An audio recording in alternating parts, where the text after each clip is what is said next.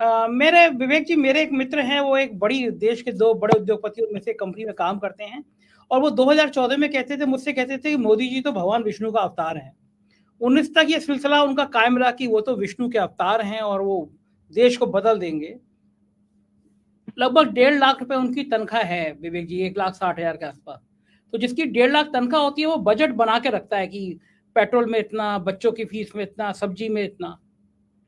और 1,60,000 में पिछले 5 सालों में 15 से 20,000 उनका बजट बढ़ गया, 20,000 रुपये ज़्यादा चला गया। अब उनको समझ में आया कि उनके विष्णु जी ने तो उनके संग लोचा कर दिया। अब वो बहुत दुखी हैं। तो विवेक जी, जिस देश में लोगों को अपने बच्चों का इलाज कराने के पैसे नहीं है, 2 वक्त का खाने के पैसे नहीं है, उस पे हजारों करोड़ रुपए के विज्ञापन मीडिया को जारी किए जा रहे हैं कि पूरा दिन तुम्हें सिर्फ राम मंदिर दिखाना है। क्या देश के प्रधानमंत्री के पास इतना समय होना चाहिए कि वो मंदिर मंदिर भटके? अच्छा है मंदिर, राम मंदिर बनना है, बहुत अच्छा है। हम भी रोज हनुमान चालीसा का पाठ करते हैं, बजरंगबली की हम पूजा करते हैं, तो राम तो उनके आराध्य हैं। लेकिन एक सरकारों का काम मंदिर बनाना, दिए जलाना है क्या? सरकारों का काम क्या, ब्रांड इसकी ब्रांडिंग करना है क्या? सरकार भूल क्यों रही है कि केवल वोट ही सब कुछ नहीं होते, देश भी कुछ होता है विवेक जी। जी संजय जी, मैंने सबको सुना और मुझे लगता है कि एक बेसिक बात हम लोगों को भूलनी नहीं चाहिए कि कांग्रेस जो है वो राजनीति में है और राजनीति एक बहुत ही प्रैक्टिकल फील्ड है। और कांग्रेस ने इससे पहले ये पोजीशन ले ली है कि राम मंदिर के दरवाजे तो राजीव गांधी ने खुलवाए थे। हाँ, तो ये हम भी राम मंदिर के पक्ष में है। वो इस तरह की डायरेक्ट तो नहीं कहा, लेकिन राम मंदिर कोई बीजेपी की बपौती नहीं है, इस तरह से एक पोजीशन कांग्रेस ने ले ली है। अब इस पोजीशन से आप पीछे नहीं हट सकते। मैं ये मानता हूँ जो जो बात सैम पिट्रोडा ने कही वो एकदम अपनी जगह बहुत दुरुस्त है। लेकिन राजनीति में कोई बातें जो है सारी बातें जो है वो सही बात जो है वो हर समय कहना ज़रूरी नहीं होता है। टैक्टफुली, स्ट्रैटेजिकली कई बातें जो है वो पीछे रखनी पड़ती है। और जो प्रैक्टिकल बात है उस प्रैक्टिकल बात के साथ जाना पड़ता है। अब राम मंदिर का जो एक वातावरण देश में बना है, जो बीजेपी ने बनाया है और बनेगा अगले महीने में, तो आप इस तरह से राम मंदिर के बारे में इस तरह की भूमिका लेकर आप एक प्रैक्टिकल राजनीति नहीं कर रहे हैं। ये मैं कहता हूँ। मैं खुद एथीस्ट हूँ, मैं कभी मंदिर-वंदिर नहीं जाता, मैं कभी पूजा भी नहीं करता। लेकिन इस देश में मुझे लगता है कि 95% से ज़्यादा लोग तो आस्था रखते होंगे राम राम में या फिर किसी धर्म में, हिंदू धर्म में या फिर अपने-अपने धर्मों में आस्था रखते हैं, भगवान में आस्था रखते हैं।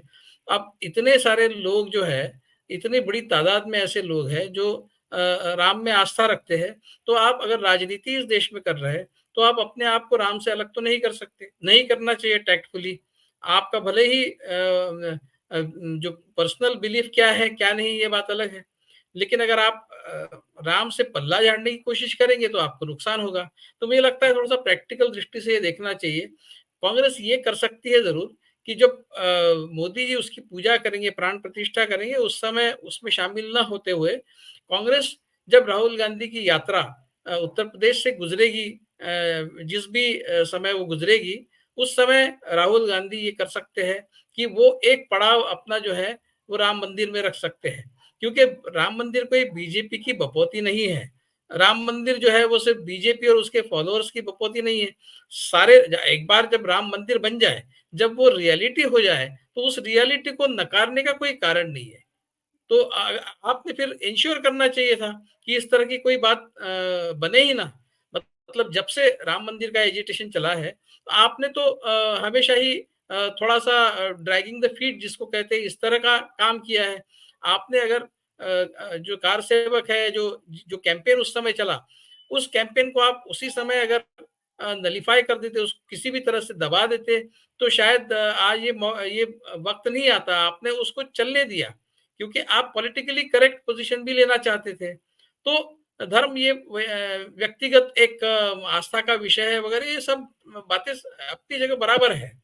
लेकिन प्रैक्टिकल राजनीति जो है, रियल पॉलिटिक्स जो है, क्या वो आपको अलाउ कर रहा है आप राम मंदिर से पल्ला झाड़ लें? बिल्कुल नहीं। मुझे लगता है कांग्रेस को, राहुल गांधी को राम मंदिर में जाना चाहिए। उस समय नहीं, लेकिन जिस समय मोदी जी जा रहे हैं, जिस समय प्राण प्रतिष्ठा कर रहे हैं, क्योंकि वो एक पॉलिटिकल प्रोग्राम है। बीजेपी के पॉलिटिकल प्रोग्राम में राहुल गांधी ना जाए, लेकिन एक बार प्राण प्रतिष्ठा हो जाए, उसके बाद जब उनकी यात्रा वहां से गुजरेगी तो दर्शन के लिए उन्होंने जाना चाहिए। वैसे भी राहुल गांधी ने इस तरह के काम पहले भी किए हैं।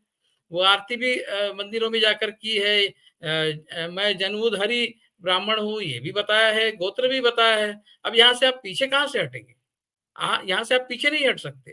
तो सैम पिट्रोडा जो है, मुझे लगता है कि सैम पिट्रोडा कोई कांग्रेस के प्रवक्ता नहीं है। वो अपनी जगह अपनी बात कहेंगे, वो टेक्नोक्रेट है। उसके ऊपर बीजेपी को इतना बवाल करने की जरूरत नहीं।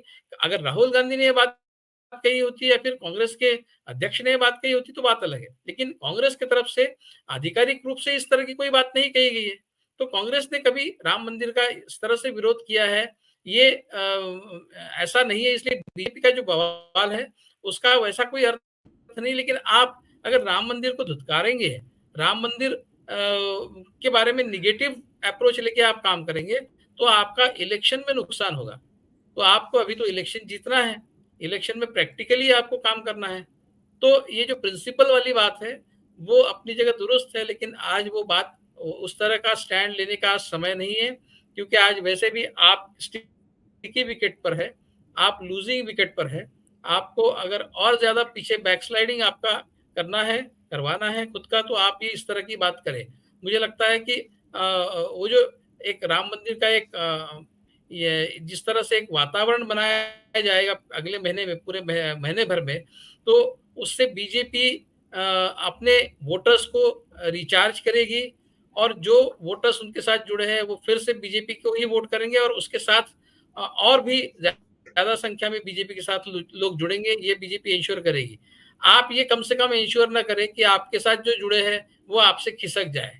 मुझे लगता है प्रैक्टिकल राजनीति का जो एक तकाजा है वो ये कहता है कि आप राम मंदिर के बारे में इस तरह से कोई भी निगेटिव बात ना कहें, और आप ये इंश्योर करें कि आप जब उत्तर प्रदेश में भारत जोड़ो यात्रा जाए तो आप उस समय राम मंदिर जाइए, और आप उस मस्जिद कमेटी से भी मिलिए जो वहां पर बाबरी मस्जिद जो है उस दूसरे स्थान पर बनाना चाहती है, और आप उस स्थान पर भी जाइए, और उन लोगों को भी आपको जो भी डोनेशन करना है, डोनेशन देना है, वो भी दीजिए। आप दोनों तरफ अच्छा मैसेज करिए, उससे आपको फायदा होगा, वरना आपको आपका नुकसान होना तय है। इस तरह की निगेटिव बातें आज राम मंदिर के बारे में करना ये कांग्रेस के लिए नुकसानदेह होगा, ऐसा मुझे लगता है संजय जी। विवेक जी, आपका सवाल शॉर्ट में जवाब आपका, इस पूरे घटनाक्रम पर अगर तीनों दल एक होते हैं तो क्या स्थिति बनेगी? देखिए, तीनों एक साथ आएंगे तो फायदा तो होगा। कितना फायदा होगा उसका क्वांटिफिकेशन तो हम कर नहीं सकते, क्योंकि इससे पहले भी इस तरह के अलायंसेस बने हैं और उसका बहुत ज्यादा फायदा हुआ है, ऐसा हर बार नहीं हुआ है। तो अब ये बात देखिए, मैं सिर्फ इतना कहना चाहता हूं कि राम राज्य और सनातन धर्म वगैरह जो है, ये गांधी जी ने भी अपने राजनीति में इस्तेमाल किया है। तो कांग्रेस का ट्रेडिशन है, आप उससे मुंह मत तोड़िए। आप ये मत कहिए कि आप राम मंदिर जो बना है आपको उसमें कोई इंटरेस्ट नहीं है और हम राम मंदिर के पक्ष में नहीं। इस तरह का कोई भी स्टैंड आप मत लीजिए, आपको नुकसान होगा। आपको नुकसान होगा इसका मतलब बीजेपी को मदद होगी। तो आप अगर कोई भी इस तरह का कदम उठाएंगे तो आप बीजेपी की मदद कर रहे हैं। तो भगवान के लिए मैं कहूंगा, मतलब भगवान राम के लिए, मैं तो नहीं मानता, लेकिन मुझे कहना होगा भगवान के लिए आप ऐसा मत करिए कि राम मंदिर से मुंह मोड़ते हुए आप दिखेंगे तो बीजेपी को फायदा होगा। आप बीजेपी की मदद करना चाहते हैं तो करिए, आप उस बात के दोषी होंगे कि बीजेपी फिर से इस देश में सत्ता आएगी आपकी वजह से। तो कृपा करके ये मत कीजिए।